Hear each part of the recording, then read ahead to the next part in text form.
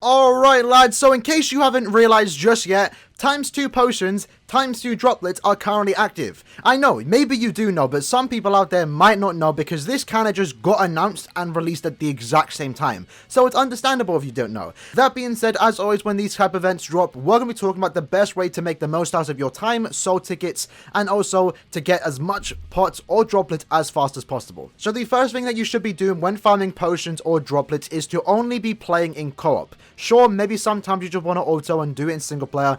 By all means, you can do that. But if you want to get the most out of your soul tickets, the most value out of your soul tickets, co-op is definitely the way to go. And the reason for that is because of droplet characters and also link sort characters. These characters offer you an increased drop rate just by having them in your team. And we're going to be talking about them in a minute. But before we do it, let's talk about the best way to farm droplets. So there are two places right now in co-op where you can farm droplets. There is the individual droplet trials where you can farm an individual color, or there's enriched droplet zone where you can get all 5 colors at the exact same time. I personally don't recommend ever touching the droplet trial, the one where you only get one color. It is not worth your time, especially because enriched droplet zone has better drop rates. You can get all 5 colors at the exact same time with one soul ticket, and also the overall drop rate is just naturally better. In addition, you're more likely to get people to actually join your room and fill up rooms a lot quicker because more people are just naturally playing enriched droplet zone. Now, one thing you are probably going to be seeing if you are joining droplet zone quests is that people might be asking for droplet characters. Now, personally, it's not that big of a deal. Yes, droplet characters do increase the amount of droplets that you do get, but it's not by that much. And the drop rate, the base drop rate already, alongside with the ×2, you don't really need them. And personally, when I'm farming droplets and I have 80k of each color right now, I don't ask for droplet characters. If they join my lobby, sure, it's a bonus, but I'm not really going to be that type of guy to close my room because a non-droplet character joins. And I recommend you lads do the same too. Overall, you're just going to have a lot more fun time. Just don't be that toxic guy in droplet zone because realistically, it's just not needed. But anyway, I will still mention the droplet characters in case you do want them, in case you do want to keep an eye out for the characters that are joining your lobby. These are the ones you actually kind of want to see.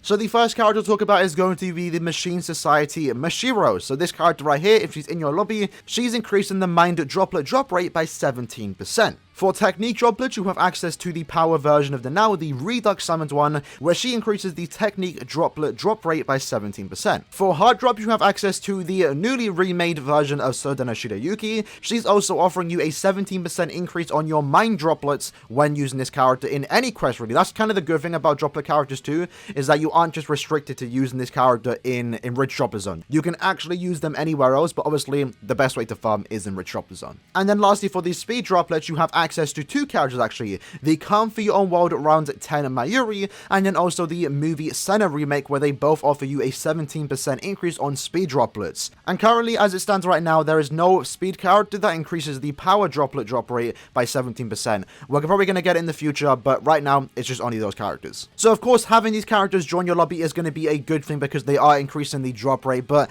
it's, like I said, lads, it's not that big of a deal. You don't need these characters to farm droplets. The 80k that I farmed up was just me hosting my own room and just having anyone join. If they join with droplet character, sure, it's a nice bonus, but I really don't care who joins. I'm just trying to get 4 people in my lobby so I can start it and also have an easier time autoing. But moving on from that, now let's talk about Inheritance Zone. So Inheritance Zone is where you're going to be farming your potions, which you now need a lot of if you're trying to get characters to T20.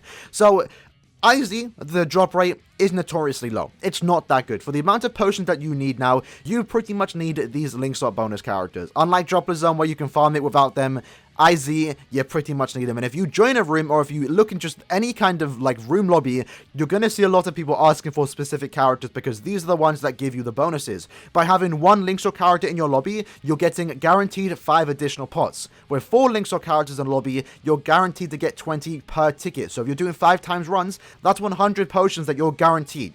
And that doesn't even take into account to the extra 30 that you could be getting every quest now that the base drop rate has been doubled. So I definitely recommend at the very minimum to have 4 or 3 link slot characters in your lobby when hosting your own rooms. Now, in case you are wondering, what are the link slot characters? Well, let's quickly break it down. So for Mind Droplet, you have access to 2 characters. You have the Spirit Society Lisa, who is currently out right now, and then you also have the Desert Society Rukia. Personally, I prefer Rukia because I have a 4-5. She has Last Ditch too, so if you aren't like an amazing player in IZ and you keep dying, Rukia is definitely going to be the character you want to use because she has that built-in Last Ditch, which just makes you not use too much candles when farming IZ. But those are your 2 characters. Those are the 2 that you want to ask for when farming Mind Potions. For Power Potions, you have access to 2 characters, and one of them being very, very good, and that is the Swimsuit Retsu. She is a very, very good character, and personally, if you were to be farming IZ, you definitely want to have the Retsus in your lobby. The other character is the Christmas Momo. Not so good of a character. Personally, I don't even like using it anymore. I'd rather just carry with my Max Transcendent Byakuya, but if I did have Retsu, I would have been using her. Unfortunately, I don't, but those are your 2 characters,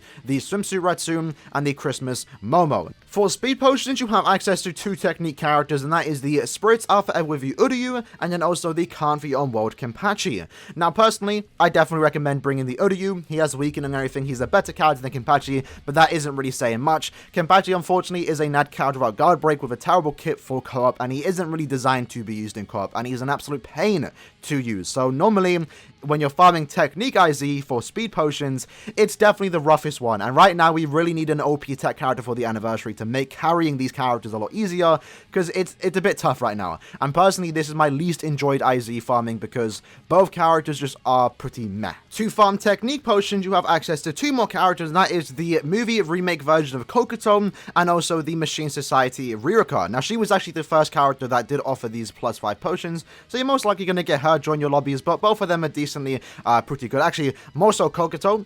Definitely, I would want Kokoto joining my lobby because he's a naturally better character. He's an SB character, so you're just going to be clearing quicker with that character compared to Ririka, who is an ad character, but at the very least, unlike Kenpachi, she does offer weakening on a Soul Bomb, so, you know, when a boss does spawn in, they can just use that Soul Bomb, you can weaken the boss, and everyone could just have an easier time killing the boss, right?